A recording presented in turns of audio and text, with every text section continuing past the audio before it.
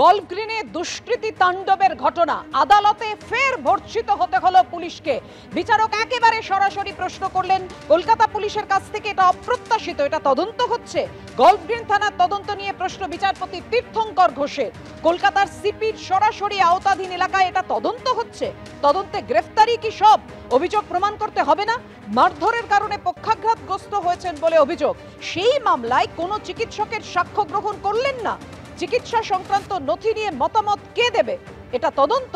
খুবই দুঃখজনক পরিস্থিতি, খারাপ অবস্থা। গল্ফ গ্রিন থানার তদন্ত নিয়ে ক্ষুব্ধ হাইকোর্ট। ফের ভর্ৎসিত হতে হলো পুলিশকে আদালতে। কলকাতা পুলিশের কাছ থেকে এটা অপ্রত্যাশিত, এটা তদন্ত হচ্ছে।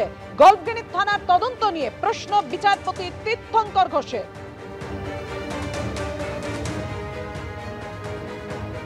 কেমন আছেন কালীঘাটের কাকু, এই নিয়ে একেবারে আপনাদের জানিয়ে রাখি, হাইকোর্ট সিবিআইয়ের কাছে জানতে চাইলেও সিবিআই কে রিপোর্ট দিতে বলল এবং মঙ্গলবারের মধ্যে কালীঘাটের কাকুর শারীরিক অবস্থা কেমন তা জানাতে বলল।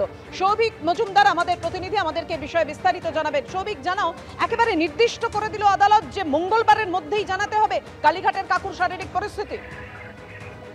দেখো, তার কারণ হলো সুজয় কৃষ্ণ ভদ্র নিয়োগ দুর্নীতি মামলার অন্যতম অভিযুক্ত এবং সেই কারণেই তিনি গ্রেফতার হন। তিনি কলকাতা হাইকোর্টের কাছে জামিনের আবেদন করেছিলেন সিবিআই এর দায়ের করা এই মামলায়, এবং তার বক্তব্য ছিল যে তার স্বাস্থ্যের অবনতি ঘটেছে এবং তিনি অত্যন্ত অসুস্থ।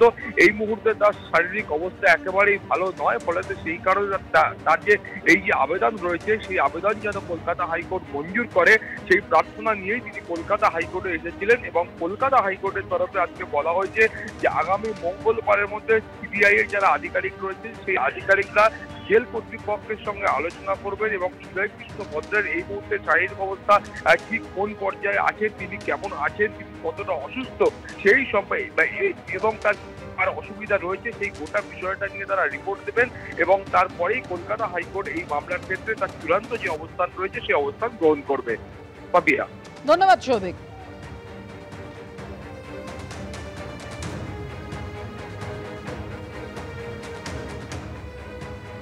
আপনারা জানেন জামিনে মুক্ত হয়েছেন কুন্তল ঘোষ, কালীঘাটের কাকুর পর এবার কুন্তল ঘোষের ভয়েস স্যাম্পল টেস্ট করতে হবে এমনই চায় সিবিআই। মঙ্গলবার প্রাথমিক নিয়োগ দুর্নীতি মামলায় কুন্তলের ভয়েস স্যাম্পল টেস্ট ব্যাংশাল কোর্টের বিশেষ সিবিআই আদালতে আবেদন। কেন্দ্রীয় তদন্তকারী সংস্থা তারা আবেদন করলো বিশেষ সিবিআই আদালতে কণ্ঠস্বরের নমুনা নিতে হবে কুন্তল ঘোষের, কালীঘাটের কাকুর পর এবার সিবিআই তা জানালো। মঙ্গলবার কুন্তলকে আদালতে উপস্থিত থাকার নির্দেশ। প্রাথমিকের নিয়োগ দুর্নীতি মামলায় এবার কুন্তল ঘোষের কণ্ঠস্বরের নমুনা পরীক্ষা করতে চায় সিবিআই।